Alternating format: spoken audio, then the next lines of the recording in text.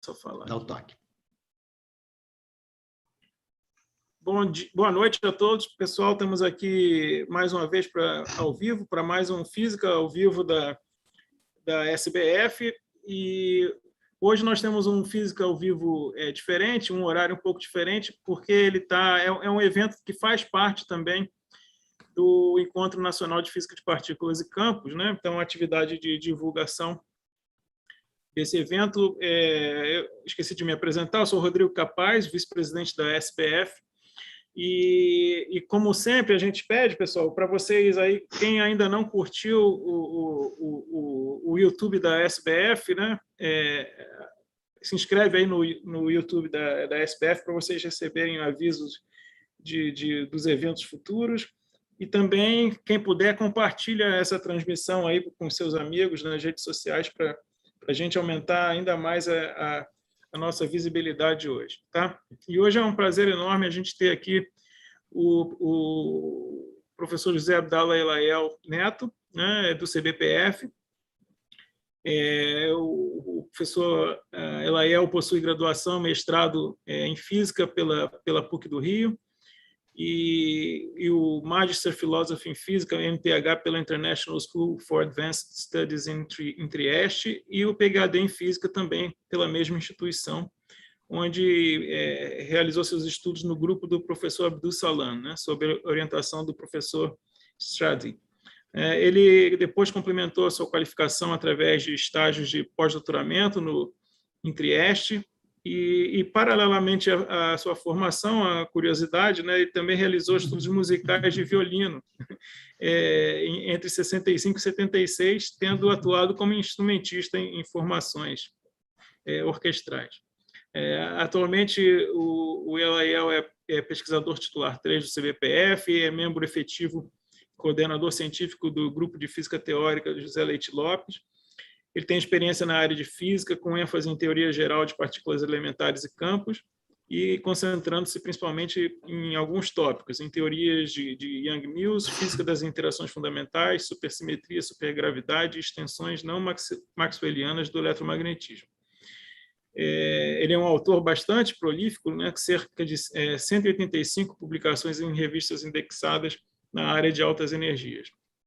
No CBPF, ele concentra boa parte do seu tempo nas atividades de ensino e formação, ministrando cursos, orientando estudantes do programa de pós-graduação do CBPF e também estudantes de iniciação científica, sendo muito reconhecido como um ótimo professor, um excelente professor pelos seus estudantes, né? Já formou mais de 38 mestres, 45 doutores, que estão hoje aí por todo o Brasil. O Elaiel também atua na formação de estudantes do ensino médio, né, no PROVOC, o Programa de Vocação Científica do CBPF. Dedica uma boa parte do seu tempo à pesquisa e ensino, a pesquisa e o ensino na área de educação, com foco na educação em periferias urbanas, né, trabalhando projetos de ensino, pesquisa e extensão, com foco na educação para a ciência, divulgação científica, orientação vocacional e ensino em cursos de pré-vestibular sociais voltados para as classes populares. O nosso colega Elaiel trabalha como divulgador ativo da área de física de partículas e campos por todo o Brasil. É uma pessoa, um pesquisador da nossa comunidade, muito conhecido em todo o território nacional, não só por suas atividades de pesquisa, cursos e atividades formativas, né? E, além disso, ele tem 27 anos de atuação permanente nos movimentos sociais de educação do Brasil. Então, é um enorme prazer ter hoje você aqui, Elaiel. Ele vai falar, o título vocês já devem estar vendo aí, que lições aprendemos com o magnetismo do elétron e de seu robusto primo, o muon. Tá? Mais uma vez, aí, obrigado, Elaiel, pela disponibilidade, e a palavra é sua. Obrigado, Rodrigo. Obrigado pela introdução e agradecer aos colegas, o Jailson, o Manuel, os colegas da organização que me convidaram para essa celebração que nós temos hoje, porque hoje, exatamente 29 de setembro, é o dia do nascimento de Enrico Fermi, 1901, então, portanto, 120 anos do Enrico Fermi.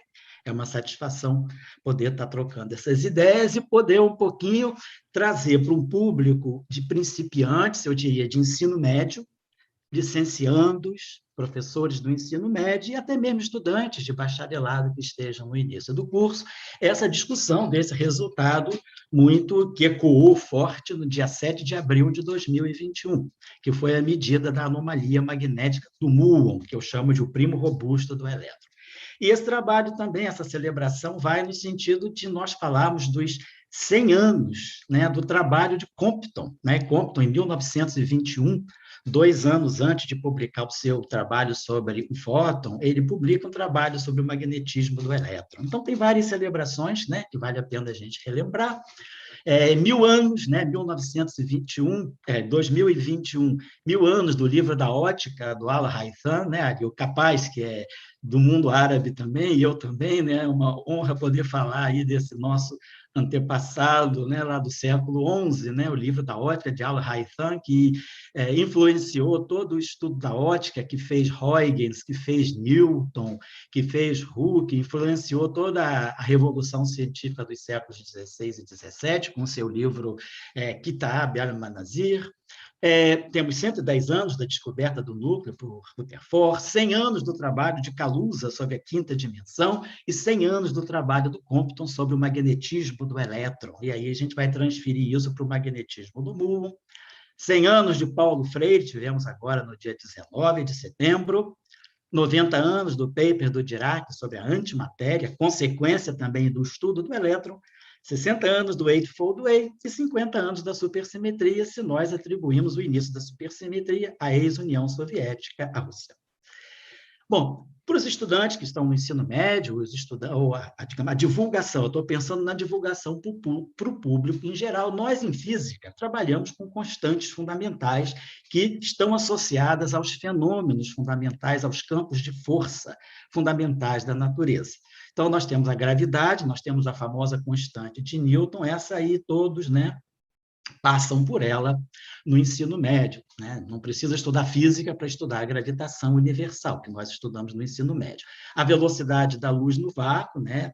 É o eletromagnetismo, uma outra constante fundamental, a carga fundamental, a carga do elétron, que nós estudamos no ensino médio também, seja no curso de física, que no curso de química, que até mesmo no curso de biologia, a constante de Planck, e a constante de Bose. Então, acho que com essas 5 constantes a gente faz uma varredura muito grande dos fenômenos que a física hoje conhece, que a física discute e que a física faz até, a partir dos quais a física faz previsão.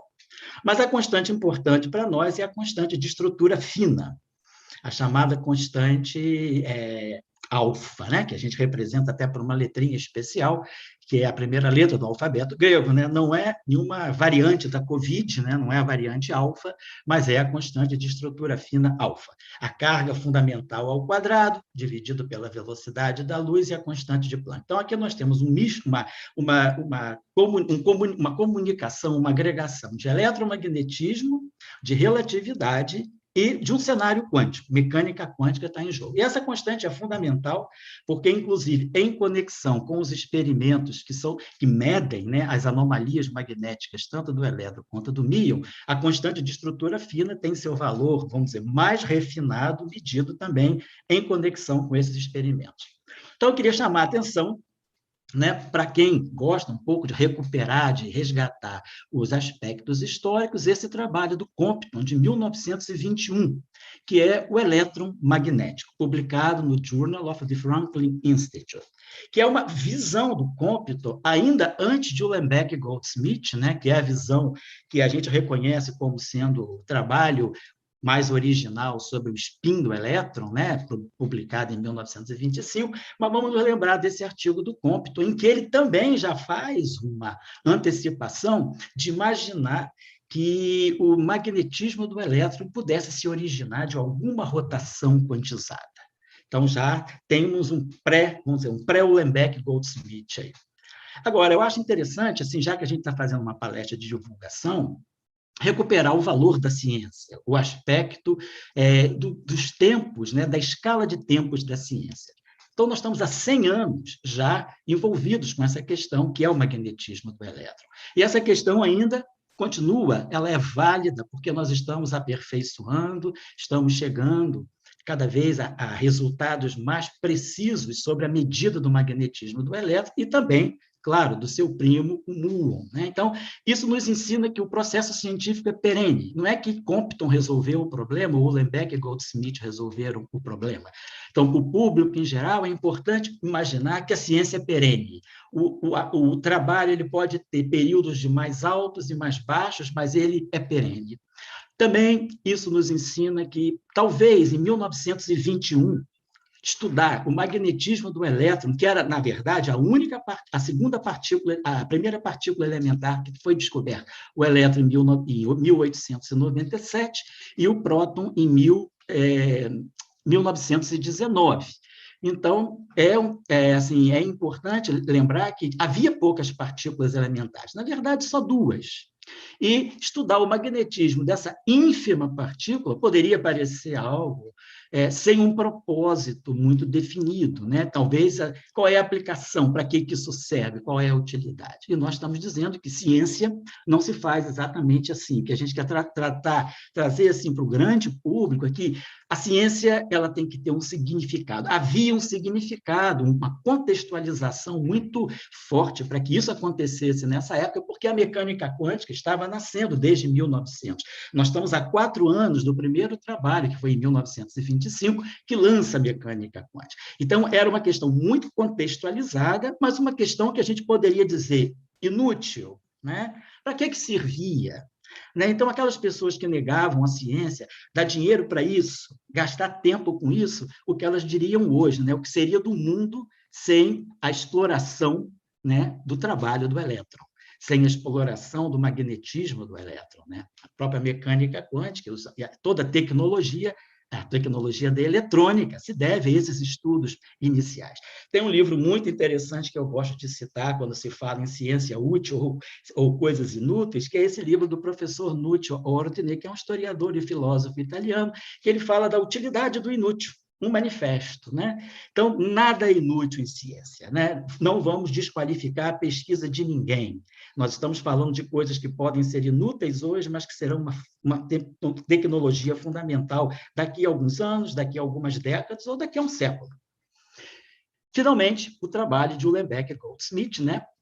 Esse primeiro aqui está ainda em holandês, que é o comentário sobre os espectros do hidrogênio e do hélio, e depois esse Nature, de 26, que são os elétrons, digamos, os elétrons em rodopio, digamos assim, e a estrutura dos espectros atômicos. Então, Ulenbeck e Goldsmith lançam a ideia de que o elétron ele não tem só massa e não tem só carga elétrica, ele não é a unidade de carga fundamental, ele tem algo mais, que é o spin. E eles lançam, né, como o próprio Compton já tinha antecipado em 1921, a ideia de que o elétron seria uma pequena carga em rotação.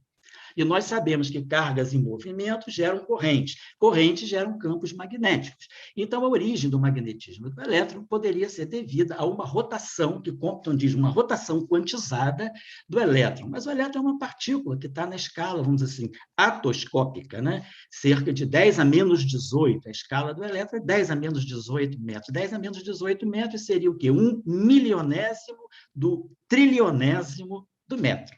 Então, será que tem sentido?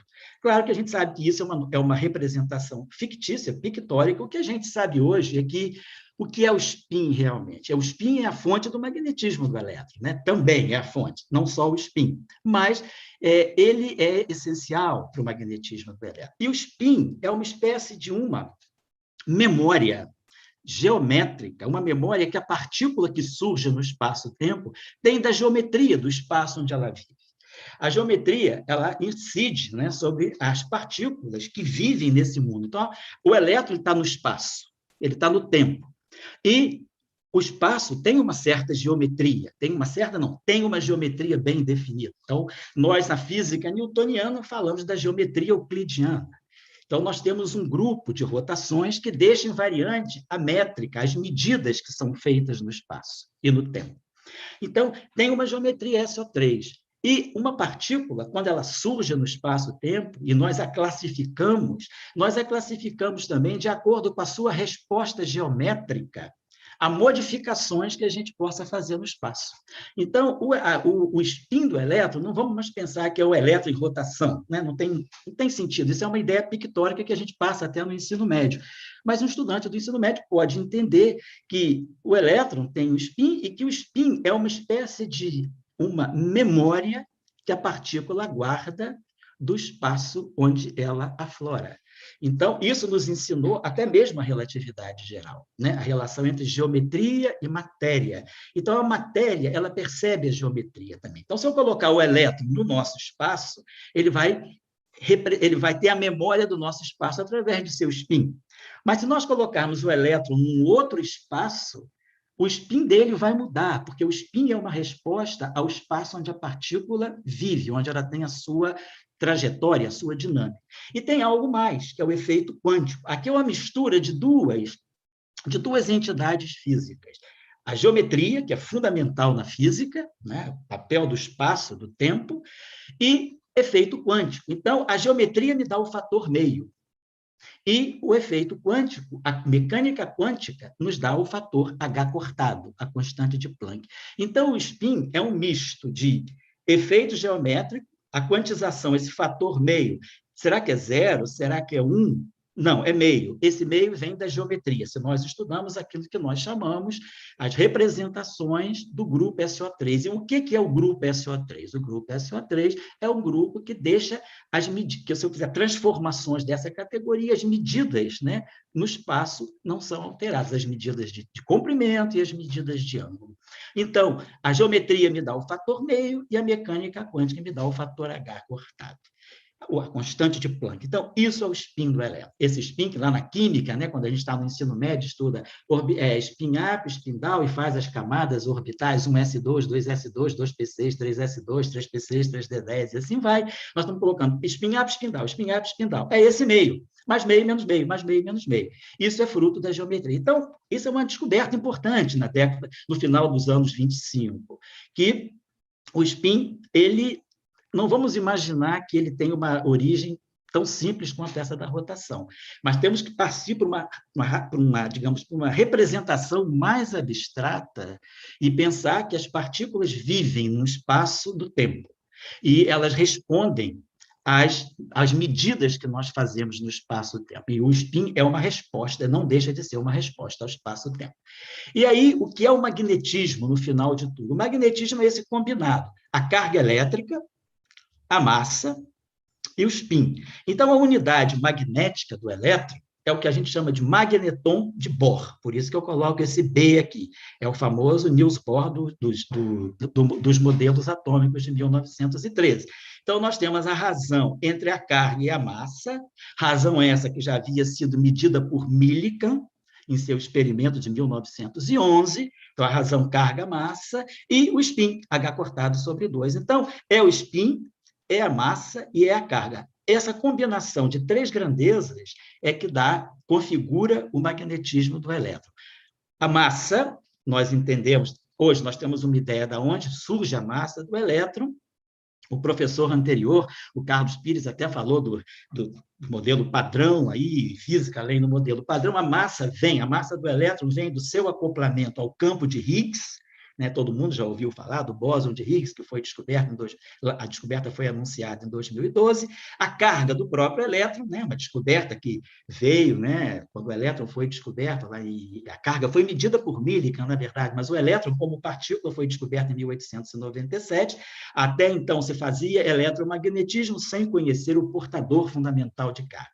E o spin, que entra em jogo. Então, é uma terceira categoria, uma terceira grandeza que classifica, né, e que categoriza as partículas fundamentais: massa, spin e carga elétrica, entre outras. Estou citando as mais simples. Mas o magnetismo ele já se configura por essa grandeza. No fundo, a gente escreve isso como E vezes H cortado sobre 2E. Thomas, o famoso Thomas, da precessão de Thomas, publica também um trabalho interessante sobre o elétron, o spin do elétron, em 1926. Eu estou insistindo nisso porque o spin do elétron é a base do magnetismo do elétron, e o magnetismo do elétron é a base, né, dessa discussão da anomalia magnética que foi medida, do muon, agora, precisão alta, no mês de abril, agora, o resultado, né, de 7 de abril de 2021. Pauli, em 1927, lança o seu trabalho sobre como o magnetismo do elétron é introduzido na mecânica quântica. Mecânica quântica recém-estabelecida nos trabalhos de Heisenberg e Dirac, de 1925, e na equação de Schrödinger, que foi estabelecida em dezembro de 26. Então, a gente termina o ano de 1926 com uma mecânica quântica bem estabelecida e o Wolfgang Pauli, o famoso Pauli do princípio da exclusão, ele traz o magnetismo do elétron para a equação de onda fundamental da mecânica quântica. Até que em 1928, Paul Dirac faz um trabalho sensacional. Ele consegue unificar duas teorias da física até então incomunicantes, ou, vamos dizer, incomunicáveis. Seria a teoria da relatividade, que Einstein estabelece a partir de 1905, a relatividade especial, depois ele faz a sua versão gravitacional, que é a relatividade geral de 1915, e a mecânica quântica, que surge nesse primeiro quarto do século passado, entre 1900 e 1925. Mas mecânica quântica ia numa direção, relatividade ia na outra direção. O que eu estou dizendo é o seguinte, é que, na verdade, essa constante, H, que é a mecânica quântica, ainda não se comunicava com essa constante, que é o eletromagnetismo. Essa aqui é a relatividade, os fenômenos eletromagnéticos e a relatividade especial, e aqui é a mecânica quântica. Vamos fazer uma teoria que possa colocar em conjunto os princípios fundamentais da mecânica quântica e os princípios fundamentais, as leis fundamentais da mecânica, né? Da relatividade, nesse sentido, né? Quando falo do Dirac aqui. E aí Dirac consegue fazer uma descrição que não só é quântica, mas que também é relativística, do elétron. Ele lança esses dois trabalhos aqui, que são conhecidos como os trabalhos da equação de Dirac, de 2 de janeiro de 28 e 2 de fevereiro de 28. Então, agora o elétron, ele é descrito seja dentro da mecânica quântica que dentro da relatividade especial. Aqui, Pauli descreve o elétron na mecânica quântica sem levar em conta o aspecto relativístico. Aqui não, está tudo junto. Então, tem uma teoria única, é uma unificação de dois campos da física que começam a se comunicar a partir da equação de Dirac. Usando a sua equação, em 1931, Dirac faz um trabalho fundamental onde ele pelo qual ele recebe o Prêmio Nobel de 33, assinalado pelo Comitê de Estocolmo, que é descoberta de novas formas de matéria atômica. Quem são as novas formas de matéria atômica? Quem que era conhecido até 1931? Nós tínhamos o elétron, era conhecido, o próton era conhecido e o fóton era conhecido. Nós tínhamos 3 partículas elementares conhecidas até 1931. Em 1931, a partir desse trabalho aqui, do dia 29 de maio, hoje é 29 de setembro, coincidência, 29 de maio de 31, o professor Dirac lança um trabalho em que ele diz, não, a partir da unificação da relatividade com a mecânica quântica no estudo do elétron, nós podemos prever a existência de antimatéria. Ou seja, deve haver um antielétron e deve haver um antipróton. O próton também era descrito, né, antes da formulação em modelo de quarks, o próton era descrito como uma partícula elementar, como é o caso do elétron. E aí, o pósitron é descoberto em 1932, um ano depois, e o antipróton é descoberto só em 1956, 25 anos depois. Então, a descoberta da antimatéria, através da equação de Dirac, pelos seus estudos teóricos e nesses trabalhos aqui, pela posterior descoberta feita por Carl Anderson, nesse experimento aqui de 1932, publicado pelo Science, chamado o elétron positivo, que é o pósitron. Ele publica na Science e publica no Physical Review. E ele ganha o Prêmio Nobel de 1936 pela descoberta dos pósitrons. E Dirac ganha o Prêmio Nobel de 33 pela previsão dos pósitrons. Então, a mecânica quântica, o elétron, ele está catalisando uma série de importantes descobertas. Agora, 1933. Esse Kuntze, ele faz um trabalho analisando raios cósmicos em câmara de Wilson, e ele observa, ele coloca no seu paper, uma partícula de natureza incerta.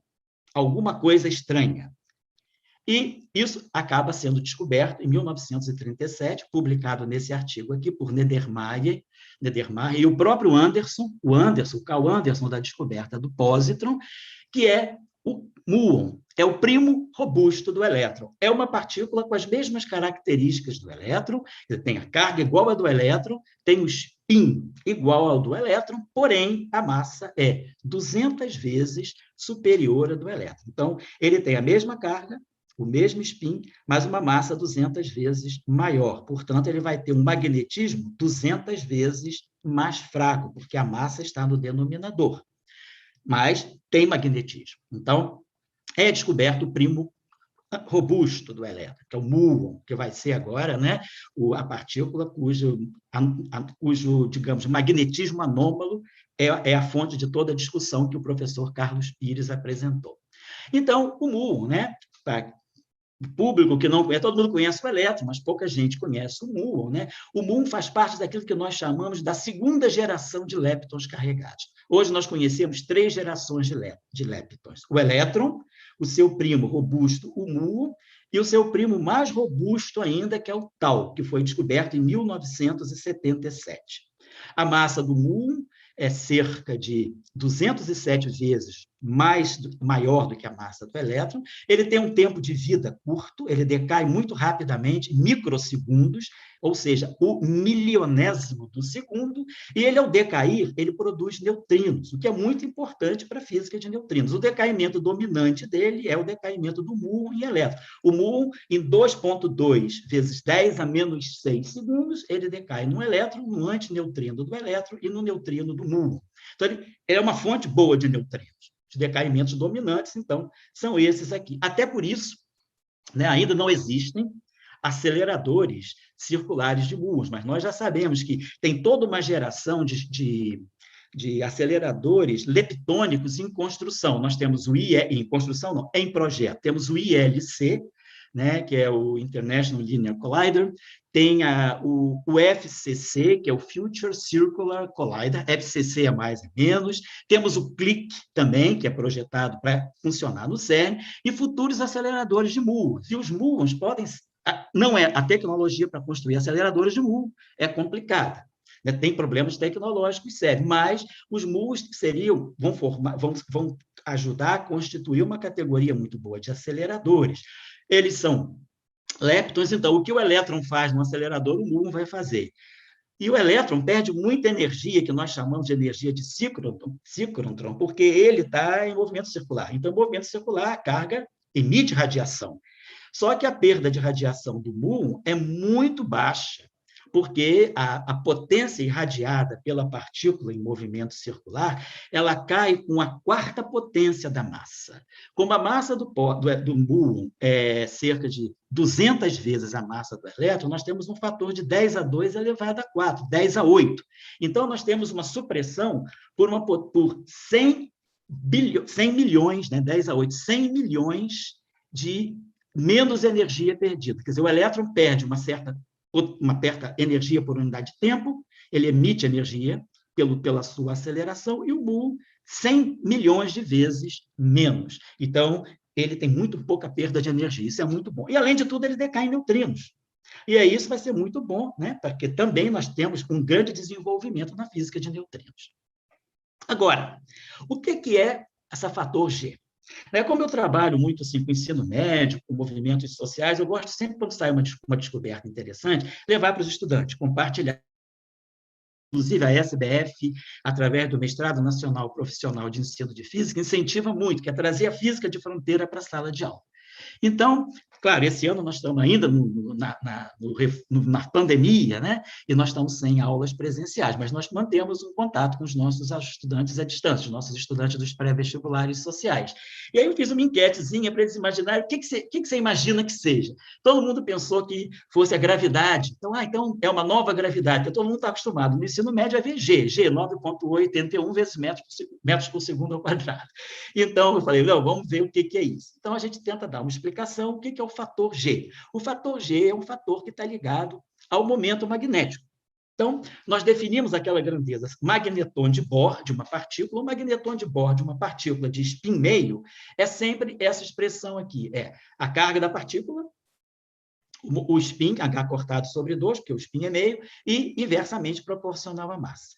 Mas tem uma razão aqui, chamada razão giromagnética. Esse fator foi colocado de forma empírica nos trabalhos de magnetismo de 1925 e 26.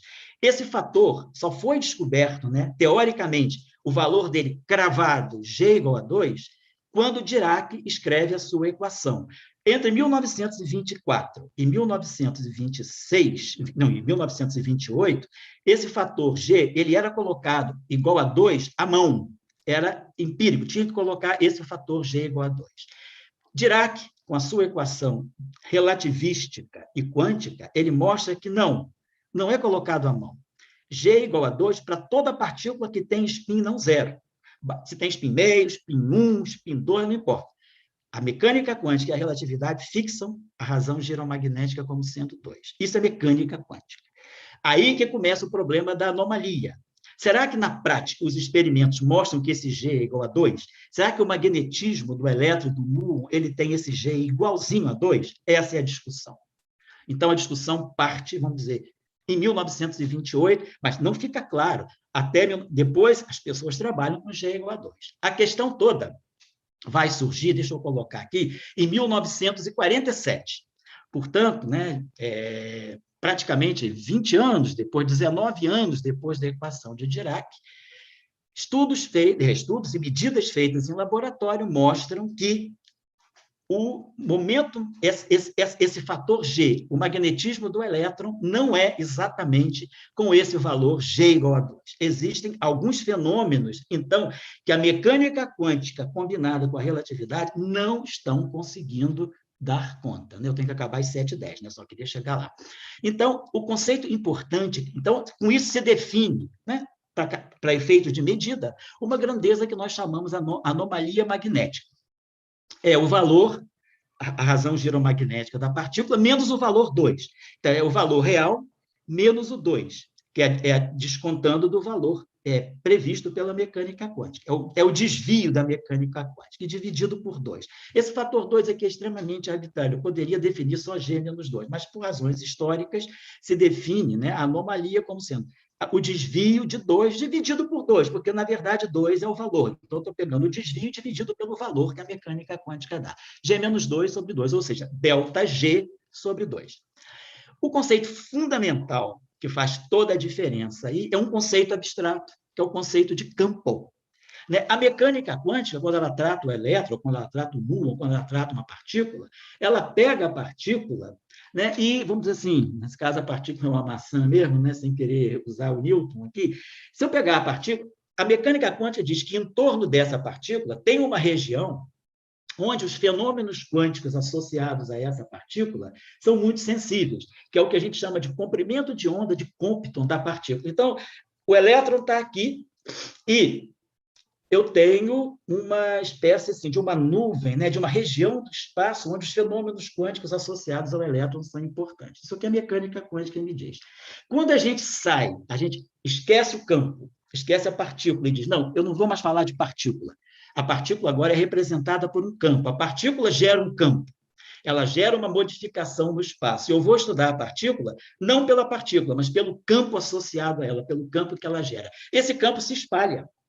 Esse campo tem uma amplitude muito maior. E ele pode detectar efeitos que a mecânica quântica não detecta. Então, toda essa discussão da anomalia magnética, ela só começa a ser resolvida quando a gente ultrapassa as fronteiras da relatividade com a mecânica quântica e vai para uma nova formulação para tratar as partículas elementares, que é a formulação que nós chamamos a teoria dos campos quânticos ou a teoria quântica de campos, que agora eu vou trabalhar com campos, mas na versão associada à mecânica quântica. Não é mais aquele campo que está na equação de Maxwell, que eu determino a configuração a partir da distribuição de cargas e correntes. É um campo que tem o sentido quantizado, ele tem incerteza associada a ele. Então, eu vou desconstruir a notação de partícula e vou falar esquece a maçã, esquece a partícula. Existe um campo, essa partícula foi colocada aqui, ela gera um campo. Eu vou olhar a partícula pelo campo que ela produz. E pelo campo que ela produz, ela pode interagir com outros objetos que a mecânica quântica não deixaria ela interagir, porque o alcance, né, do comprimento de onda de Compton da partícula, ele é muito mais limitado, o alcance do campo é muito maior. Então, quando a gente parte para um novo conceito, que é um conceito abstrato, tenho trabalhado isso com os estudantes do ensino médio. O que é um campo? Vamos trabalhar o conceito de campo, claro, partindo do campo que eles conhecem, que é o campo gravitacional. Então, a gente deixa de tratar as partículas como pontos materiais e passa a falar que as partículas são representadas por campos, e esses campos estão oscilando, como a gente imagina um campo, é uma onda que está, é um lago revolto, né? O vento sopra e a superfície do lago fica revolta, e são essas flutuações desse campo. E é pela interação entre campos que novas partículas podem ser detectadas e os seus efeitos vão interferir, né? A sua existência com os seus efeitos, eles vão interferir no magnetismo do muon e do elétron. Então, do muon e do elétron, por exemplo. Então, a gente está dizendo o seguinte, a razão giromagnética da partícula é o valor 2, que a mecânica quântica dá, mais uma novidade, que vem das flutuações do campo quântico. Então, a partícula deixa de ser partícula e passa a ser um campo. Eu preciso adotar uma nova descrição. E esse campo é que vai me gerar esse delta. E aí a gente parametriza dessa forma. Então, boto 2 em evidência e chamo a anomalia de delta sobre 2. Então, é isso que está aqui. A anomalia magnética é esse G menos 2, usa essa equação, G menos 2, né? G menos 2 dividido por 2. A flutuação, né, é 2 vezes A. Então, está aqui. 2 mais 2AP. Então, G menos 2 sobre 2 dá a flutuação. Então, isso aqui é, na verdade, uma medida disso que está aqui. É o desvio em relação ao valor 2. E aí, o fundamental é o conceito de campo quântico. Sem o conceito de campo quântico, nós não iríamos nem saber, teoricamente, essa medição, esse valor. Então, 1947, as primeiras constatações de que tinham uma anomalia de 0,1% em relação ao valor 2 previsto por Dirac. E um grande nome da teoria dos campos quânticos, né, que é o professor Julian Schwinger, ele é o primeiro a investigar, porque ele é um dos pais da eletrodinâmica quântica na versão pós-guerra, né? A eletrodinâmica quântica pré-guerra é Dirac e a eletrodinâmica quântica pós-guerra é Schwinger, Tomonaga e Feynman. E esses trabalhos experimentais mostram o desvio, que realmente existe, e Schwinger cria um método, aqui a gente não vou falar, esse diagraminha que o professor Carlos Pires mostrou alguma vez, é o diagrama fundamental, é uma representação diagramática para fazer esse cálculo teórico. E o professor Schwinger, em 1948, acha esse valor. A anomalia, quer dizer, o valor da mecânica quântica é 2. Ele diz, não, a contribuição devido ao campo quântico do elétron dá esse fator, alfa sobre π. Alfa é 1 sobre 137. Então, nós temos o denominador 137 vezes 3. Isso está na ordem de 1000. Então, nós temos uma contribuição que é na ordem de 0,001. Está aqui, ó, 1 milésimo. Né? Então, esse valor aqui é aproximadamente esse valor pequeníssimo. É uma pequena anomalia, sim, mas está mostrando que existe uma física além da mecânica quântica relativista, que é descrita pela teoria quântica de campos. Então, esse é o primeiro cálculo de Schwinger, que está nesse trabalho dele de 1948, nesse Physical Review, e simplesmente esse resultado aqui, essa diagramática, aqui representando o fóton, a linha ondulada, é a ondinha eletromagnética, e aqui representando a linha sólida, os elétrons, e esse elétron aqui, ele troca, né, o que a gente chama de um outro fóton virtual, e é esse processo aqui que é associado à flutuação do campo do fóton, essa flutuação é muito importante, que vai dar esse valor aqui.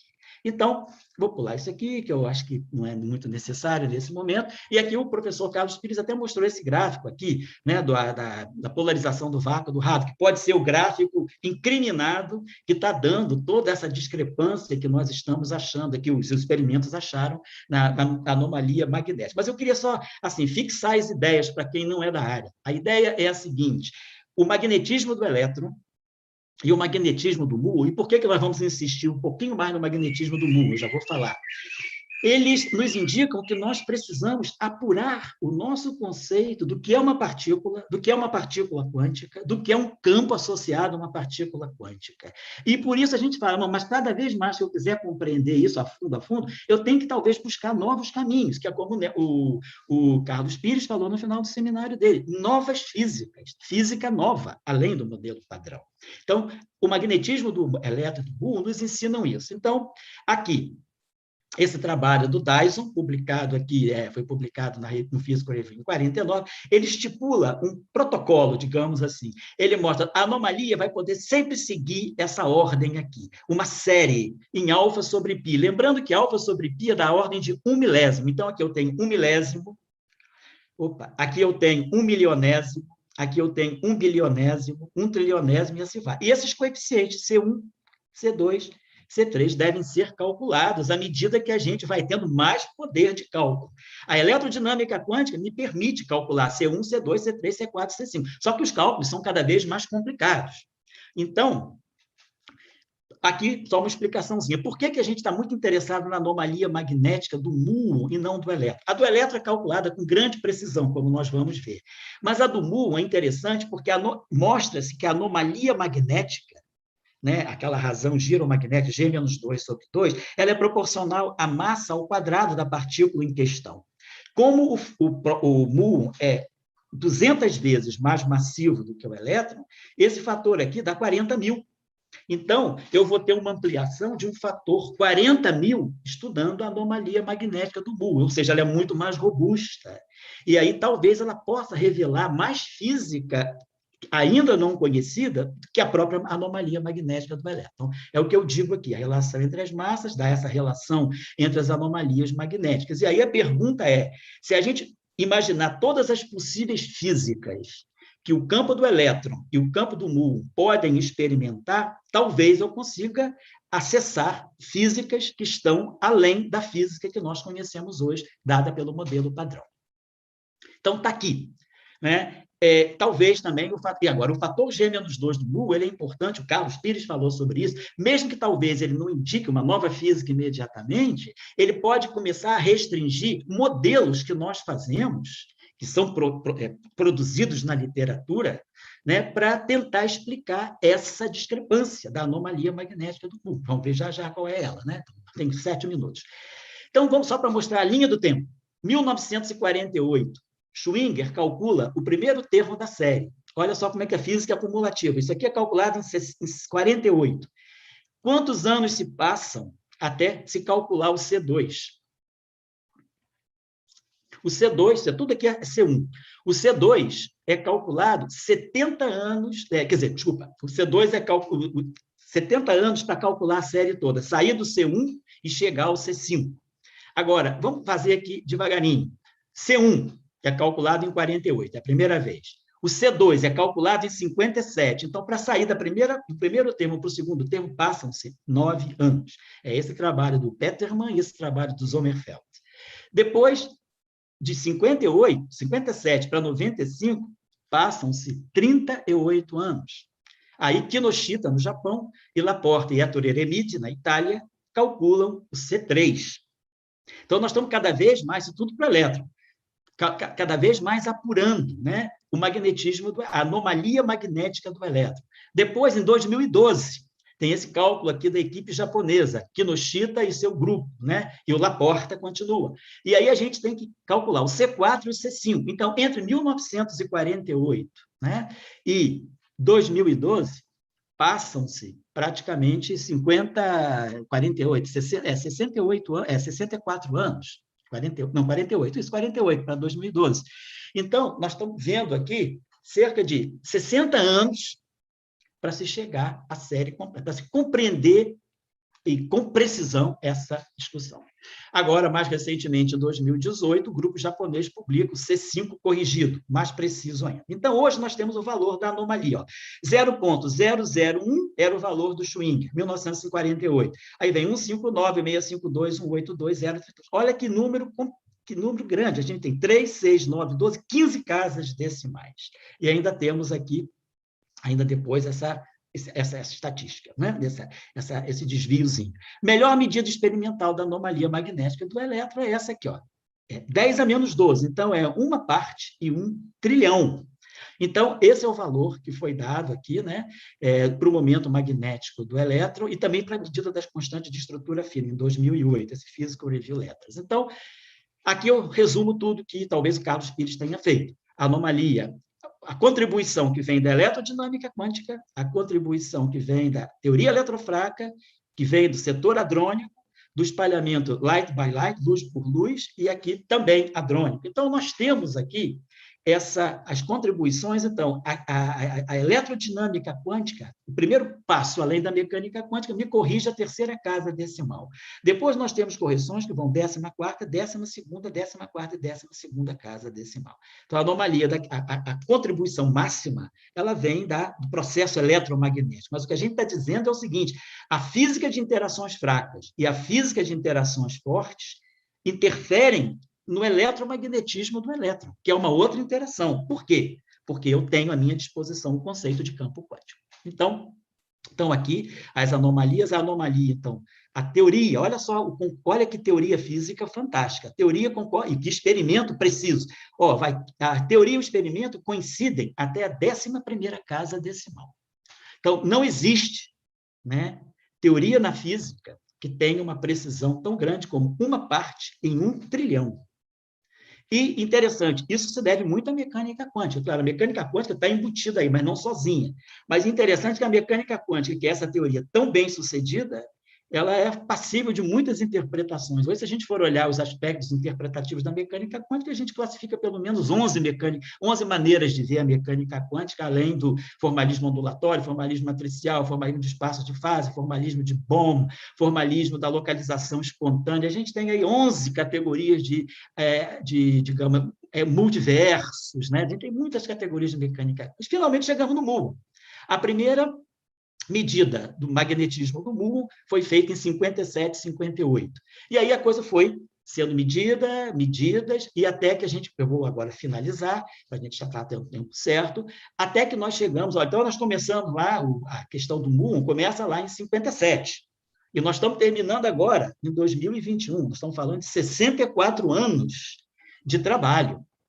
E aí, os resultados que o Carlos Pires mostrou, a contribuição puramente eletromagnética, a contribuição que veio da teoria eletrofraca, a contribuição hadrônica, e aqui a contribuição total do modelo padrão.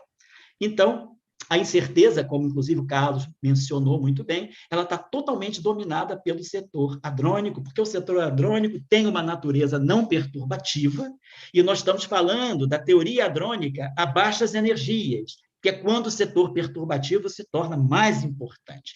Por isso que o Carlos falou tanto em cálculos na rede, por exemplo, porque o setor hadrônico não pode, talvez, ser acessado usando a teoria de perturbações normal da QCD.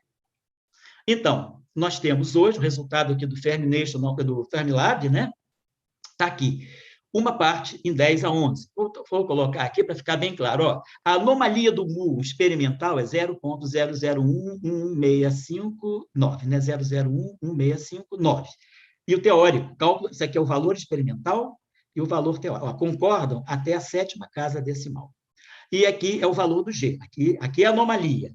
Então, agora eu pego essa anomalia, fica 2, né? 2 mais 2 vezes A, vai dar esse valor aqui, que é o valor da razão giromagnética. Então, estamos chegando a 5 sigma, esse resultado foi, até o Carlos menciona isso aqui, esse 251 vezes 10 a menos 11, que a gente vê, então, a anomalia, a discrepância entre a teoria e o experimento, ela é grande, porque, como o Carlos mencionou lá também no seminário dele, é maior do que a eletrofraca. Então, a própria discrepância é maior do que o cálculo que vem do setor eletrofraco, que é um cálculo bastante preciso. Então, é preciso realmente levar a sério. Por isso que esse experimento, né, publicado no dia 7 de abril desse ano, foi tão importante. Eu queria também chamar a atenção, já estou terminando, que nós temos aqui essa medida mais precisa da constante estrutura fina, porque uma medida muito precisa da constante estrutura fina é necessária, porque a série que nos dá, teoricamente, o valor da anomalia, como vocês se lembram lá do trabalho, né, aqui no trabalho que eu mencionei, né, ela é uma série ela é uma série, né, de potências de alfa sobre π, né? Esse trabalho aqui, que eu tinha colocado aqui do Dyson, né? Alfa sobre π ao quadrado. Então, esse alfa é muito importante que nós tenhamos um valor bem preciso dele. Por isso que também há uma grande preocupação de se medir a constante de estrutura fina com precisão cada vez maior. A precisão maior que nós temos hoje para a constante de estrutura fina, ela está dada, eu acho que está dada aqui, acho que eu já pulei, né? Está aqui, isso aqui é anomalia, tá? Não, desculpa, está dada aqui. Deixa eu ver se eu botar. Não, é mais para frente. Perdão, pessoal, já estou acabando, estou atrasando o seminário para minha perdido aqui nas transparências, né? Nos slides. Então, aqui a anomalia, como já falei. Eu vou deixar os slides, eu vou mandar os slides para os organizadores. Depois, qualquer pessoa, qualquer estudante que queira ter acesso às fontes originais, às referências originais, pode ficar com esses meus slides. Aqui está a constante de estrutura fina, determinada com a precisão de 81 partes em cada trilhão. Então, esse é o valor mais preciso que nós temos para o alfa, que é fundamental para a gente calcular as anomalias, né? Então, acho que... então tá certo. Eu acho que eu tinha mais alguma coisinha só aqui a dizer no final. Aqui sim. Então é isso. Eu não vou colocar aqui, não vou aqui mostrar por que é interessante a gente ir além do modelo padrão, porque o modelo padrão ele tem 13 problemas, que eu elenco aqui, quais são os 13 problemas. Então, talvez a anomalia magnética do muon, como o Carlos, essa discrepância entre teoria e experimento, como o Carlos explicou, ela nos leve a uma física nova. Então, eu quero dizer o seguinte, só para chamar a atenção da importância da ciência. Quando os negacionistas querem cortar dinheiro da ciência, isso é útil, isso não é inútil, para que vai pagar estadia no Brasil no Fermilab, estadia no Brasil no CERN? Porque esses experimentos são fundamentais, e as teorias são fundamentais. Então, é teoria, fenomenologia, experimento e matemática, tudo junto, que há um século, há 100 anos, nós estamos trabalhando para realmente compreender a origem do magnetismo. Então, a escala de tempo da ciência, ela pede tempo, nada é imediato, né? Ninguém vai fazer lacração em ciência. Não adianta, tem um resultado aqui, bomba que acabou. Não, o resultado vai levar 100 anos para chegar. Então, esse é o grande impacto desse resultado do dia 7 de abril. E aí eu digo, para onde que o Gêmeos-2 nos conduz? Né? Então, tem aquela musiquinha muito linda, né, do filme, né, do Mágico de Oz, que essa discussão pode nos levar para um novo mundo, né? Muito acima do arco-íris, onde os sonhos vão, né, que foram cantados, né, uma vez vão se tornar realidade. Eu digo esse sonho porque era o sonho do professor Paul Dirac. O professor Paul Dirac, a última vez que ele teve em Trieste, em 1982, ele falou, olha, vocês têm supersimetria, teoria finita, vocês têm muita Kaluza-Klein, supergravidade, a teoria de cordas ainda não estava bombando. Isso foi 2 anos antes da primeira revolução das cordas. Mas ele diz, nós temos que entender o magnetismo, o momento magnético do elétron, do muon, e os seus respectivos momentos de dipolo elétrico, que isso está muito em aberto. Será que a carga do elétron ela é uniformemente distribuída? O elétron é uma distribuição uniforme de carga, aquele modelinho que a gente pensa uma esferinha, será que é? Então, eu diria que todos esses experimentos vão ser muito importantes, vamos levar muito acima do arco-íris, o arco-íris sendo para nós o modelo padrão. Rodrigo, muito obrigado. Terminei aqui a palestrazinha, né? E tentei complementar um pouquinho, de uma forma um pouquinho mais sobremesa, a palestra mais técnica, né? Do Carlos Pires. Muito obrigado a vocês todos e um bom trabalho, boa finalização de evento. Obrigado, Elael. Nós é que agradecemos aí por essa palestra tão inspiradora, com certeza para os estudantes e para todos que assistiram. A gente tem perguntas aqui no chat, Elael, que eu vou repassar para você. Tá ótimo. Mas antes disso, vou repassar um aviso da organização do evento, né, para que depois que terminar essa palestra, quem estiver participando do evento do Encontro Nacional de Física de Partículas e Campos possa entrar vai ter uma pequena sessão de encerramento, e vocês entrando lá no link do Closing Session, vocês vão poder acessar, tá bom? Então, deixa eu passar aqui as perguntas que estão no chat. Uhum. Tem uma pergunta do Vitor Peçanha. Teria como dar uma relação mais precisa dessa relação entre o spin e a geometria do espaço no qual a partícula se encontra? Sim, pois não. Vitor, a questão é a seguinte. Quando você estuda lá na Física 1, Vamos classificar as grandezas. Primeiro capítulo do Halliday. Vamos classificar as grandezas em grandezas escalares e grandezas vetoriais. É o que normalmente a gente pergunta. O que é um escalar? O que é um vetor? Nunca se pergunta nesse nível o que é um tensor ou o que é um espinor. Mas quando você fala de um escalar ou quando você fala de um vetor, você está falando de um objeto físico, né? Por exemplo, um escalar. Vamos pegar, por exemplo, a pressão. Vamos pegar o exemplo de um vetor, sei lá, a força. Nós estamos falando de entidades físicas que respondem de uma maneira muito precisa às rotações no espaço-tempo. Nesse caso, as rotações no espaço. Na física newtoniana, nós estamos falando de espaço euclidiano, que é o espaço de rotações tridimensionais, SO3. Então, as grandezas físicas, elas são organizadas de acordo com transformações que elas sofrem quando eu faço uma rotação nos eixos coordenados do meu sistema de referência, quando eu passo de um referencial para outro referencial, que não é que esteja em rotação, com forças fictícias, mas é um referencial simplesmente estático, porém rotacionado em relação ao anterior. As grandezas físicas, elas têm que ter um código de transferência, um vetor referido no meu referencial assim, eu posso relacionar com um vetor no referencial torto. Então, isso é o que dá o caráter tensorial da grandeza física. É um escalar? É um vetor? Agora, nós, nesse nível fundamental, não estudamos o espinor. O espinor também é uma resposta a uma rotação do espaço-tempo. Só que aí a gente tem que entrar com a abstração que é necessária em física, também, não só em matemática, mas em física. O espinor, ele vive em um outro espaço. Ele não está no espaço das coordenadas, mas existe um espaço que eu posso associar a cada ponto do meu espaço, que é um espaço novo, interno, chamado espaço espinorial, que ao rodar os meus eixos aqui, essa grandeza nesse outro mundo, ela sabe. Em supersimetria, nós temos uma brincadeirinha para isso. É o corpo e o ectoplasma. O espinor é como se fosse alguma coisa que não está no corpo, ele está num espaço adicional, mas ele vê as rotações do espaço-tempo. Então, o spin, ele é isso, o spin é aquilo que caracteriza a resposta de uma grandeza física a rotações que são feitas no espaço. Então, a força, a aceleração, a velocidade, o vetor de deslocamento, eles são grandezas vetoriais. Tem 3 componentes, x, y, z. Tem spin 1. A pressão é uma única componente, a mecânica newtoniana. A densidade é uma única componente. Então, isso tem spin 0, tem uma componente só.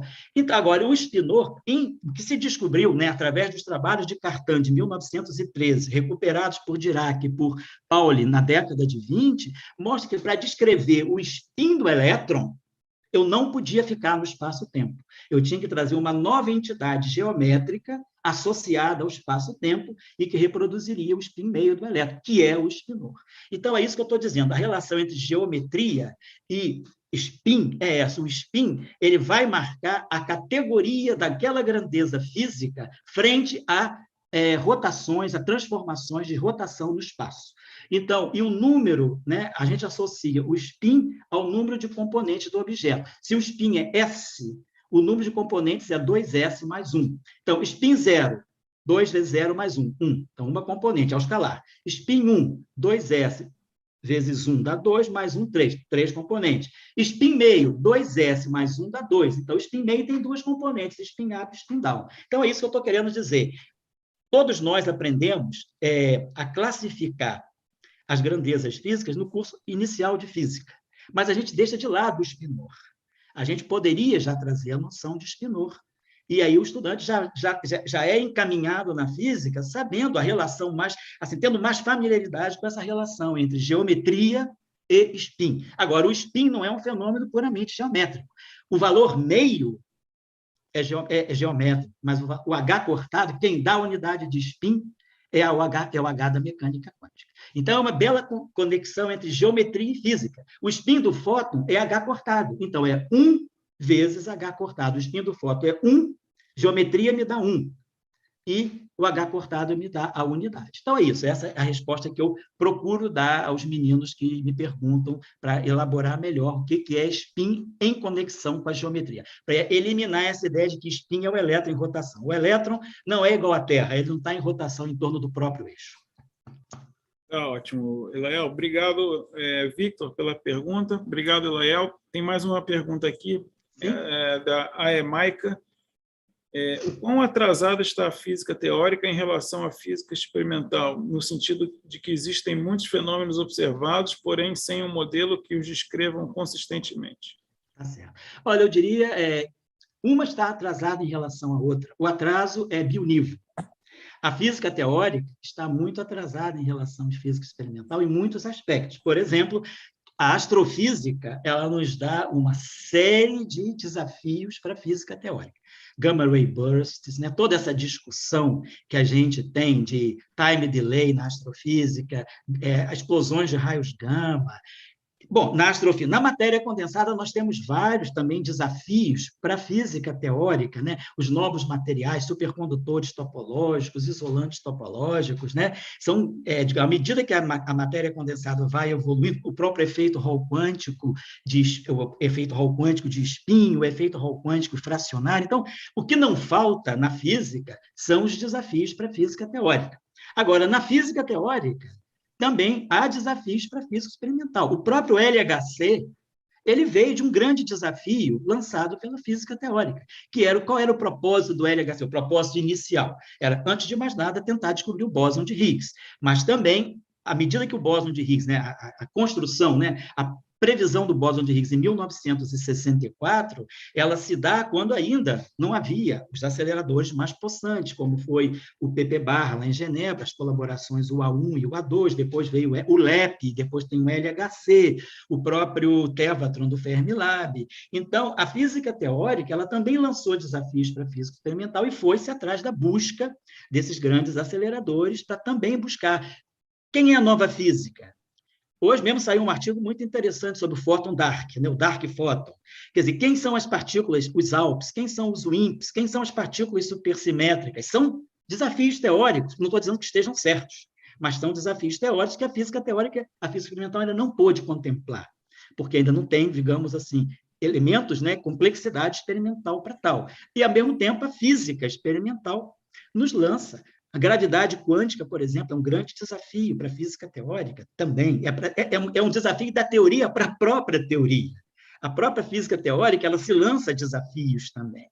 Então, na matéria condensada, na astrofísica, na cosmologia... Bom, gente, vamos falar mesmo de mecânica quântica, né? Quanta discussão nós temos em mecânica quântica ligada ao emaranhamento quântico. Então, nós temos, assim, a física, ela é um conjunto de desafios. Né? Então, o teórico lança desafios para o experimental para o teórico, e o fenomenólogo aí no meio, né? Como o Carlos Pires aí, se defendendo, fazendo a ponte entre teoria e experimento. Então, é o jogo da física. Eu diria, só para responder finalmente a nossa colega, que o desafio é de ambas as partes. Existem desafios. Aliás, é dividido em três. Eu diria, tem desafio da física teórica para a própria física teórica. Olhar o problema da gravidade quântica, olhar o problema das cordas. Tem desafio da física teórica para a física experimental. E tem muitos desafios dos experimentos observacionais, seja na astrofísica, na física de materiais, na física nuclear, para a física teórica. Então, a física, ela se move à base de desafios. Eu acho que essa pergunta é muito oportuna, porque com essa onda que nós temos hoje em dia de corte de bolsa, corte de projeto, só se fala em corte das fundações de pesquisa, nós estamos cortando a capacidade da ciência se autodesafiar. Sem desafios, a ciência não progride. Né? Por que a vacina da Covid veio tão rápida? Porque havia um acumulado de conhecimento ao longo do tempo. Corta-se isso, então, eu diria, ninguém está atrasado em relação a ninguém. Nós todos estamos compassados, harmonizados nos desafios mútuos. Né? Essa é a minha resposta para a nossa colega. Perfeito, Elael. Elael, tem vários comentários aqui e elogios à sua apresentação aqui no chat. Vou me mandar por e-mail, depois as pessoas que tiverem dúvida, eu respondo com o maior prazer, o que eu souber. Não, tem mais perguntas também, tá mas bom. Depois você vê aqui no chat várias pessoas comentando, Manuel Messias. Tá bom. Tá certo. Mas deixa eu passar para as perguntas. Tem a pergunta do Vanderlei Banhato. Excelente apresentação. A pergunta é: quanto podemos dizer que precisamos algo diferente das teorias mencionadas? Há necessidade de novos conceitos? Professor Vanderlei Banhato, né? Todo respeito ao senhor, reconheço o senhor de nome, de trabalho, né? E pelo respeito que a comunidade tem ao senhor. É até uma honra poder responder a uma intervenção sua. Mas eu diria, professor, eu não vou responder por mim, eu não tenho, acho que não tenho cacife para isso. Eu vou responder com algo que me foi dito, né? Que me foi colocado pelo professor Paul Dirac, na época que ele visitava o ICTP, que eu era estudante de doutorado e pós-doc lá, das conversas, né, que o professor Salam promovia entre nós, pós-docs, estudantes também, professor Dirac, professor Wigner. Eu diria, o professor Dirac, a última vez que ele teve em Trieste, em 1982, ele falou: não dá para continuar da forma que nós estamos continuando. Ele morreu em 84, 2 anos depois. E ele dizia, nós temos que buscar novos conceitos. Nós temos que buscar também nova matemática. Dirac sempre foi um pitagórico. Ele sempre falou, a matemática ela tem os códigos da física. Sigamos a física, a matemática, dentro da física, ela vai nos levar a muitos universos, né, que nós podemos descortinar. E ele dizia, talvez a física já esteja viciada de tanta geometria, tanta análise, topologia, álgebra. Será que nós não temos que buscar um novo campo da matemática? Porque, à medida que a matemática foi sendo colocada na física, vamos falar lá de Newton, vamos falar de Leibniz, vamos falar de Huygens e de Maxwell também. Maxwell foi muito desacreditado em 1867. Havia o grupo de maxwellianos, havia os fãzinhos do Maxwell. Mas quando ele trouxe aquela matemática e o trabalho dele das ondas eletromagnéticas, é um trabalho que muita gente não levou a sério. Então, talvez a gente precise buscar uma nova matemática, e também, não só uma nova matemática. Eu concordo com o professor, e o professor Dirac também dizia isso, nós temos que buscar nos aventurar na busca de novos conceitos. A gente está se repetindo, a gente está se complicando, a verdade é essa, e não estamos sendo capazes, talvez, de descobrir uma nova constante da física. Constante de Newton abriu um mundo. A constante, a velocidade da luz, outro. A carga fundamental, outro. A constante de Planck abriu vários universos. A constante de Boltzmann nos fez ver muitas coisas. Será que não está faltando uma constante também fundamental da natureza que a gente ainda não percebeu? Ou uma nova matemática e novos conceitos. Então, eu concordo com o professor, sim, e eu estou respondendo muito inspirado naquilo que o professor Dirac nos falou lá 39 anos atrás e que eu acho que permanece verdadeiro até hoje. Precisamos de novos conceitos simples. Dirac era um minimalista. Ele dizia, quanto mais simples, melhor. Nada de complicação. Ele já achava, eu me lembro, que nessa época eu fazia meu doutorado em supersimetria, estava cheio de feliz com os meus fetiches, né, de superespaço, supercampo, aquela complicação toda, e ele dizia, nós precisamos de coisas mais simples, talvez. Uma matemática mais simples, conceitos mais simples. Né? Então, eu diria que a gente está em busca da simplicidade, que no anos 20 houve. Os anos 20 foram anos da simplicidade. A física estava muito complicada. Sai de Ptolomeu, depois a física foi se complicando. Né? A física atômica, de 1920 até 1920, de 1900 a 1925, se a gente lê o livro do Tomonaga, chamado A História do Spin, aquele livro da História do Spin mostra o barroco que era tentar compreender o espectro atômico. Até que veio o Lembeck e Goldsmith com a ideia simples do spin e a mecânica quântica. Resolveram vários problemas. Então, é isso que precisa, buscar, né, a simplicidade dos conceitos. Concordo com o professor, é isso que eu tenho a dizer, muito baseado no que o professor Dirac nos dizia. Obrigado, Vanderlei, obrigado, Elael. Tem mais uma professor. Pergunta aqui do Roberto Franco. Boa noite, professor Elael, por favor. Qual a relação entre o fator G da anomalia para o elétron, G igual a 2.001162, e o fator G do elétron livre, G igual a 2,00232 da ressonância paramagnética eletrônica? Eu acho que é aquele Sim. fator de um meio ali, né? Isso, a questão também é que a razão giromagnética que nós estamos falando da QED, ela é muito mais refinada, porque, na verdade, a gente está falando até do lamp shift, né? O lamp shift vem daí também. Né?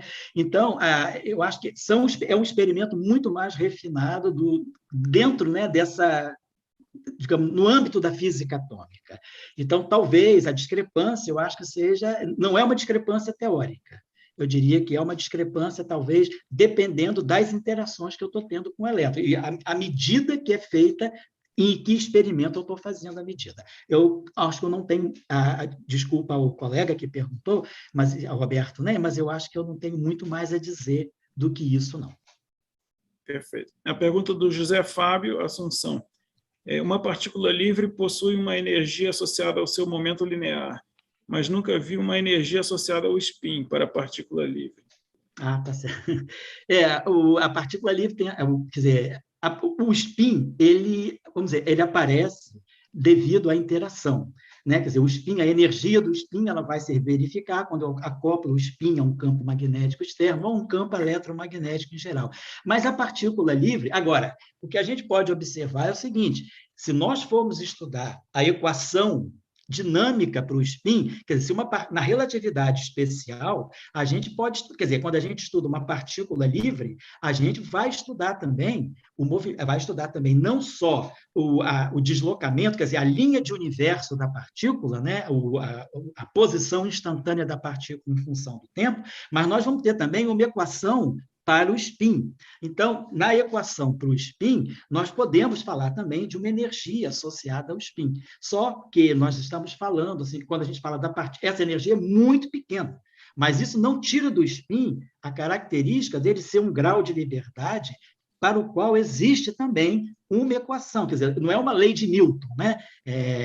F igual a md2, dp dt, mas o spin na relatividade, a gente tem lá as equações que dão a evolução do spin com o tempo. Então, tem também, a gente pode falar que, digamos, tem uma espécie de uma energia intrínseca associada ao spin. Afinal de contas, spin é magnetismo, né? E o magnetismo gera campo magnético. E um campo magnético tem uma densidade de energia associada a ele, 1/2 μ0 P2. Então, vamos pensar que a gente pode, de uma certa maneira, apesar de ser muito pequena, ler algum tipo de energia associada ao spin livre, digamos assim. Tá ótimo. Talvez interpretando a pergunta dele, né, é mais uma evidência de que aquele modelinho da esfera que gira, Isso. né? Sim. Fura, porque ali teria uma energia cinética de rotação. Exato. Ali. Exatamente, isso mesmo, perfeito. Bom, vou para a próxima pergunta aqui. O nosso usuário aqui chamado Quarks, é o nome dele. Quando você questiona que a distribuição de carga do elétron é equivalente a considerar que o elétron não é uma excitação fundamental, desculpa, quando você questiona que a distribuição eu acho que a pergunta é não simétrica. Quando você questiona que existe uma distribuição de carga do elétron, Sim. Isso é equivalente a considerar que o elétron não é uma excitação fundamental, uma partícula elementar? Ah, entendi. Tá, eu acho que, quer dizer, é uma porta que se abre. A gente sabe, inclusive, que o próprio Dirac estudou isso, e o Salang e Paty também, que é a teoria, quer dizer, a formulação de um elétron composto a partir de préons, né? Agora, o elétron pode ter digamos assim, um momento de dipolo elétrico, ou seja, ele tem um spin, e a carga dele pode não ser uniformemente distribuída em torno do seu spin. Isso não significaria que o elétron é uma partícula com estrutura não trivial, ou seja, não é uma partícula elementar. Ele pode ser uma partícula elementar e, ao mesmo tempo, ter a sua carga não simetricamente distribuída em torno do seu spin. Agora, segundo o trabalho de 1963 do professor Dirac e o trabalho de 1974 do Salang e do Paty, que é a versão dos préons, né, quarks compostos e leptons compostos, então a gente aí poderia pensar, quer dizer, mais futuramente, né, de buscar experimentos que fossem detectar uma estrutura interna para o elétron e aí essa estrutura interna responder pela assimetria da carga. Mas o fato da distribuição de haver um momento de dipolo elétrico muito pequeno, mas que o modelo padrão prever não nulo, ainda não configura que o elétron possa ser uma partícula composta. Ainda não. Tá? Perfeito. Então, tem uma pergunta do Daniel Souza, de Minas Gerais. Professor Elael, então, para o ensino médio, é correto dizer que existem as grandezas escalares, vetoriais e espinoriais? Essa última eu não saberia explicar. Tá certo. Bom, Daniel, eu vou dizer a minha experiência com pré-vestibular, assim, esses pré-vestibulares sociais, ensino médio não formal, né, nos movimentos sociais, eu sempre, quando eu dou aula de química, eu dou aula de orbitais atômicos, e aí eu vou falar do spin. Mas aí eu não fico com o spin, aquela setinha para baixo e para cima. Eu falo do que é uma grandeza espinorial. Eu tento trabalhar, e o aluno, assim, com esforço, o estudante compreende. Então, eu falo, o vetor, o estudante vai no quadro e desenha, o escalar, ele olha o termômetro, ele vê que não tem nem direção nem sentido, ele bota o termômetro de cabeça para baixo, a temperatura é a mesma, tudo bem. Agora, eu tento explicar o que é o espinor. Então, o que eu tento trabalhar, às vezes a gente precisa, com o estudante do ensino médio, até para motivá-lo.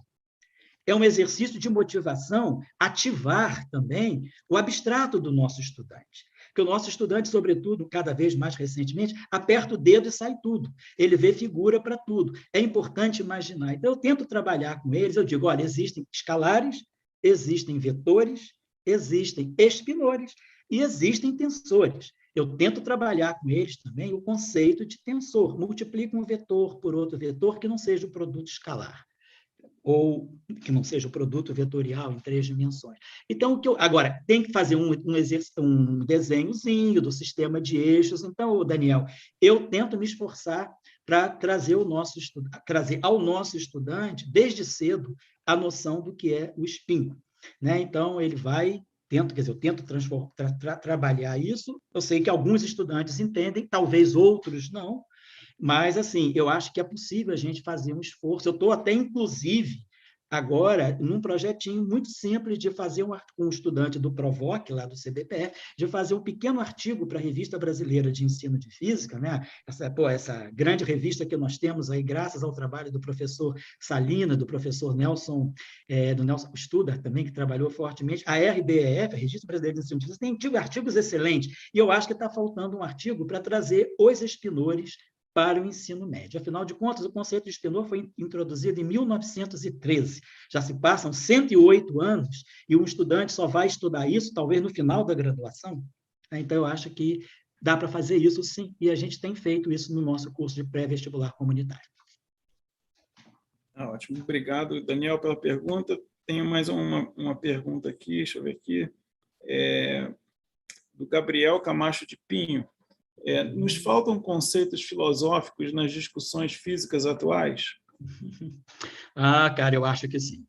Nesse ponto aí, eu sei que tem muita divergência, né? Física é física, filosofia é filosofia, mas eu não parto desse princípio. Para mim, física é filosofia natural. Eu acho que tem artigos excelentes, né? Eu acho que a gente deve olhar para uma pessoa. Eu tenho uma grande referência na relação entre filosofia e física, é uma referência viva, que está entre nós, que é o Carlo Rovelli. Carlo Rovelli é um excelente físico teórico, um excelente matemático também, e uma pessoa que tenta trabalhar ao máximo, recuperar ao máximo a discussão filosófica dentro da física de fronteira. Ele não é filósofo, ele é físico, mas ele trabalha com filósofos. Claro, a gente tem que trabalhar com pessoas que sejam especialistas nas suas áreas, mas eu acho que sim. Eu, por exemplo, se eu tivesse que organizar um curso de graduação em física, eu não tiraria filosofia em pelo menos 2 semestres.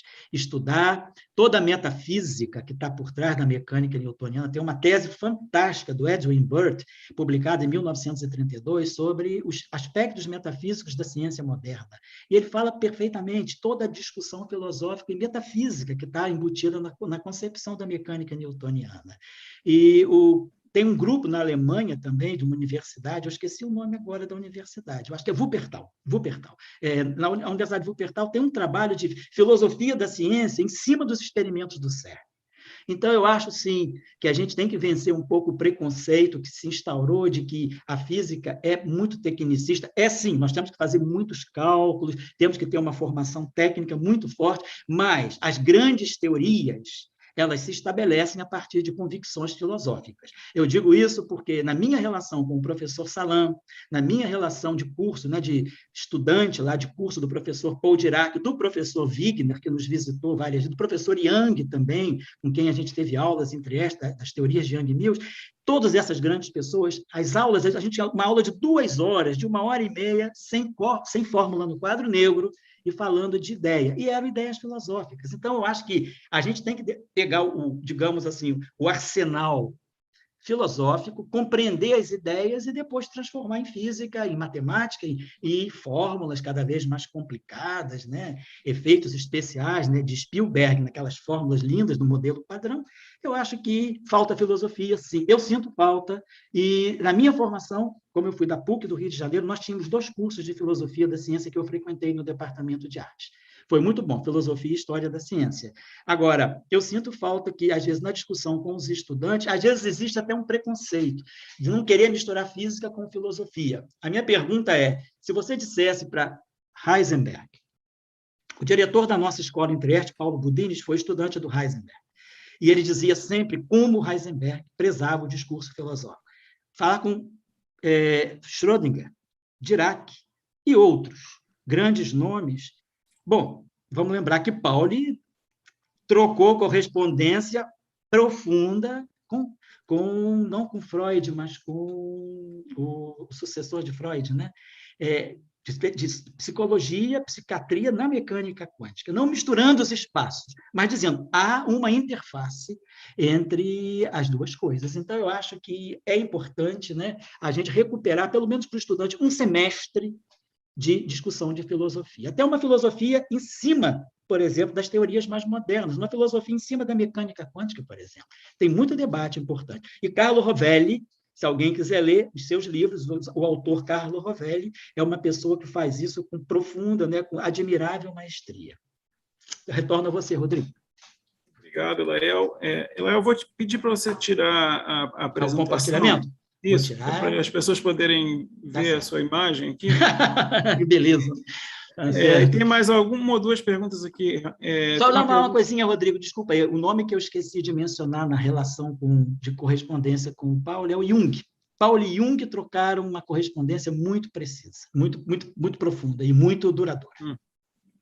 Perfeito. Tem uma pergunta do Zui ao Porto, lá de La Paz, Bolívia. O Zui, conheço. Você poderia comentar sobre o que poderia proibir a existência de elétrons de massa nula ou fótons com carga? Olha, Zui, elétrons de massa nula, se a gente for olhar a eletrodinâmica quântica, eletrodinâmica clássica, normal, e for trabalhar a equação de massa, quer dizer, um elétron de massa nula, e a gente vai estudar, ele tem carga, mas não tem massa. Isso aí já é um pouquinho, a gente acha um pouquinho particular demais, porque a gente imagina que a carga, ela traz consigo uma densidade de energia, e energia na relatividade é massa. Então, será que é possível um objeto existir carregado, mas não existir massivo? A gente já tem exemplos na matéria condensada, quando se fala dessa fracionalização do elétron, né, em sistemas planares, em que a gente tem o holo e tem o spínon, né? Então, um tem spin, o outro não tem spin, e a gente tem, na supercondutividade, por exemplo, no grafeno, vamos falar do grafeno, a gente fala de elétrons de massa nula, a gente trabalha com um elétron que é relativístico no sentido da velocidade de Fermi, mas de massa nula.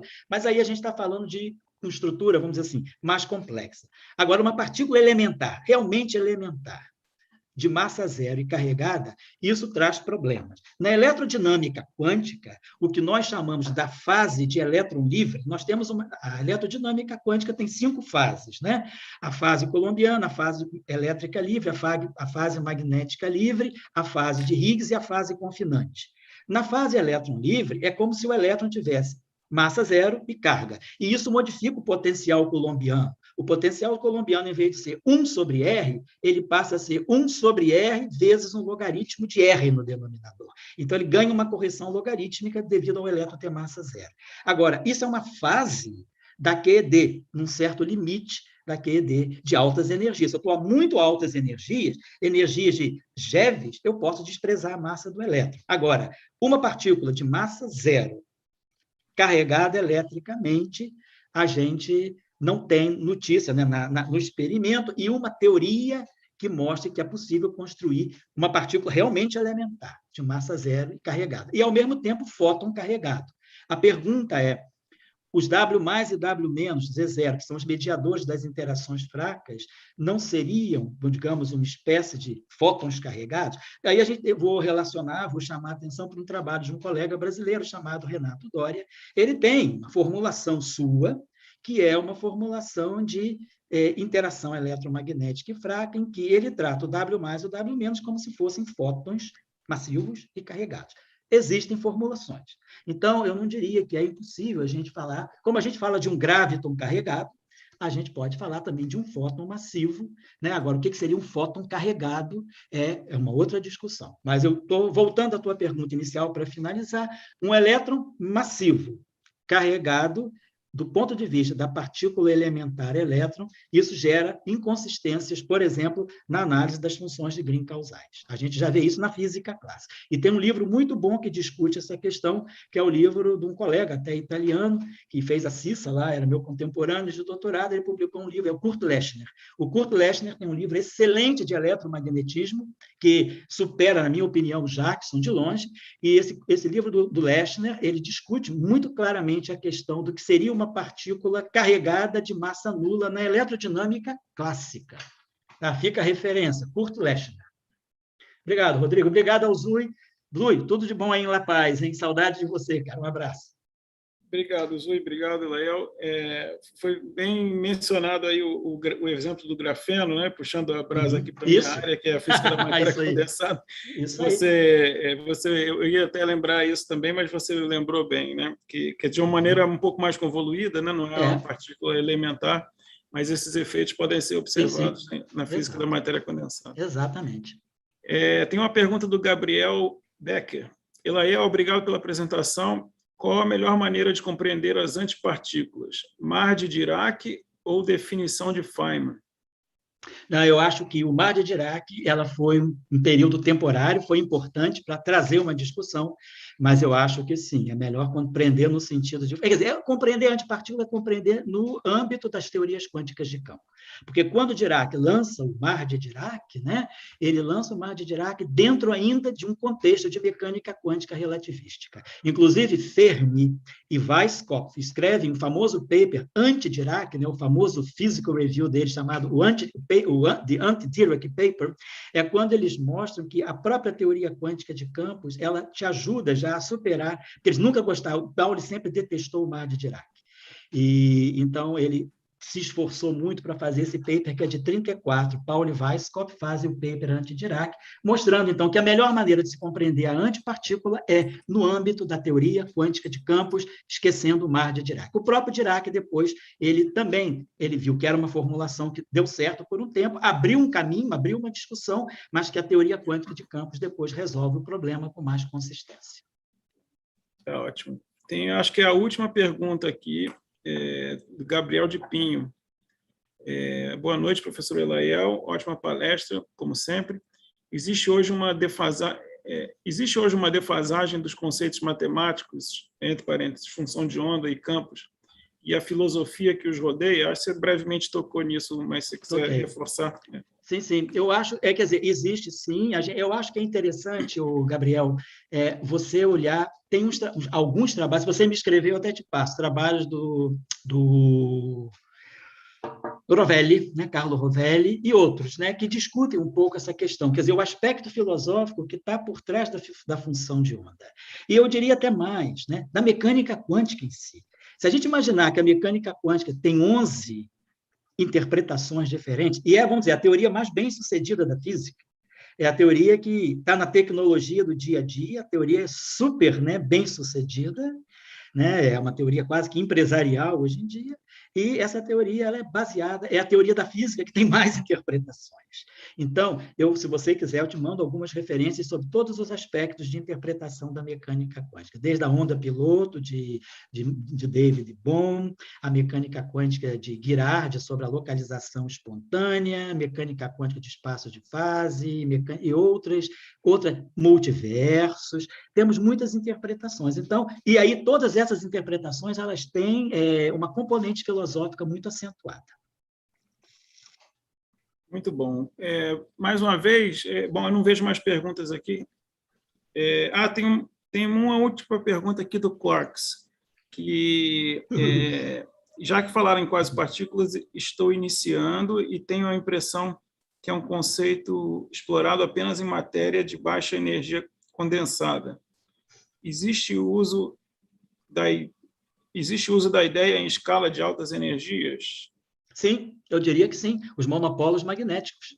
Monopólos magnéticos, né, os monopólos magnéticos, vamos dizer, eletrofracos, ou os monopólos magnéticos grande unificados, eles são quase partículas, são objetos compostos, né, objetos que têm uma rica estrutura interna, são quase partículas da física de energia, de altas energias. A gente pode falar assim, o que é que eu diria na palavra simples, né? Quem é esse objeto? São os monopólos magnéticos que a gente pode dizer mais genericamente como sendo os monopólos de Toft e Polyakov, ou de Glashow e Weinberg, ou eu diria, os monopólos magnéticos das teorias unificadas, monopólos magnéticos eletrofracos, monopólos magnéticos de grande unificação. Esses são quase partículas, sim, tem um tempo de decaimento, inclusive o LHC, na colaboração Moedal, que é uma colaboração das mais novas do LHC, ele entra agora em 2022 com uma agenda muito densa de detecção desses monopólos eletrofracos, que são, então, seriam quase partículas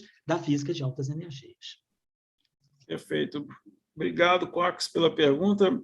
Mais uma vez, eu agradeço, eu não vejo mais perguntas aqui, eu agradeço enormemente aí ao Elael, e também aos organizadores do Encontro Nacional de Física de Partículas e Campos, pela oportunidade de fazer essa atividade conjunta aqui do Física ao Vivo, né, e atividade de divulgação do encontro de vocês. Elael, nós tivemos aqui um número fantástico aqui de espectadores, um pico aqui de quase 150 pessoas. Lembrando que muita gente assiste, né? Essas apresentações ficam gravadas no YouTube da SBF e muita gente vai poder assistir depois. Né? E aqui, antes de encerrar, eu só queria fazer mais uma vez uma propaganda, pedir para todos se inscreverem aí no YouTube da SBF para receberem as notificações. E lembrando que na semana que vem a gente volta ao nosso horário usual de 19h, a gente vai ter um Física ao Vivo com o professor Eduardo Miranda, da Unicamp, com o tema o que é supercondutividade. Tá? Então, eu convido a todos que estão assistindo para que retornem aí na semana que vem e divulguem entre os amigos e entre os colegas. Eu vou encerrar, antes de encerrar, Elael, se você quiser falar mais algumas palavras de encerramento. Sim, algumas palavrinhas de encerramento. E, primeiro de tudo, Rodrigo, desejar a você, a toda a nova diretoria, uma ótima gestão, os novos conselheiros recentemente empossados em julho, vocês da diretoria, e temos uma mulher à frente da diretoria da SBF, isso é uma grande coisa, não é a primeira, né, mas é importante ter várias, né? Tivemos a Elisa, tivemos a Belita, agora temos como é que é o nome da professora de Santa Catarina?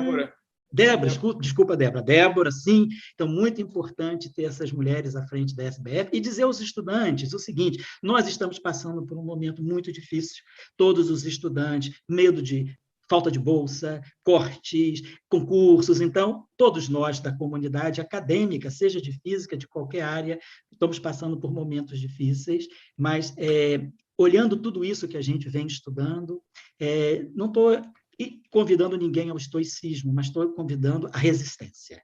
É preciso resistir.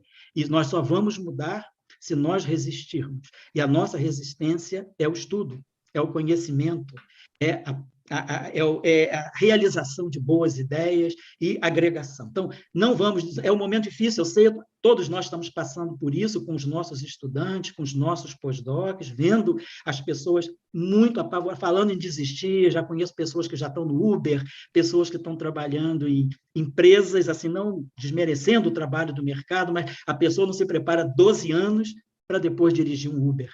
Então, vamos resistir, é um momento difícil, é passageiro, vai passar a pandemia e vai passar a pandemia científica pela qual nós estamos sendo contagiados também. Então, força, resistência e trabalho acima de tudo. Sucesso a vocês, Rodrigo, e a toda a SBF. E parabéns à SBF por estar cada vez mais prestigiando o Mestrado Nacional Profissional de Ensino de Física, porque ele representa a verdadeira valorização da física e do professor de física. Muito obrigado por tudo, né? Nós que somos filhos de árabes aí, né? Shukran kathiran e sabal khair. Então, boa shukran. Salama. Então, a todos vocês, tudo de bom aí, força, resistência e saúde, né? Um abraço a todos. Obrigado. Obrigado, nós que agradecemos pelas suas palavras, Elael, em nome da diretoria da SPF, e por essas palavras de resistência e de otimismo, né? Muito, vamos à frente. Bem-vindas no momento atual. Isso, vamos. Obrigado a todos, eu vou encerrando aqui, né? Boa noite a todos e a gente se vê da próxima vez. Obrigado. Já encerrei lá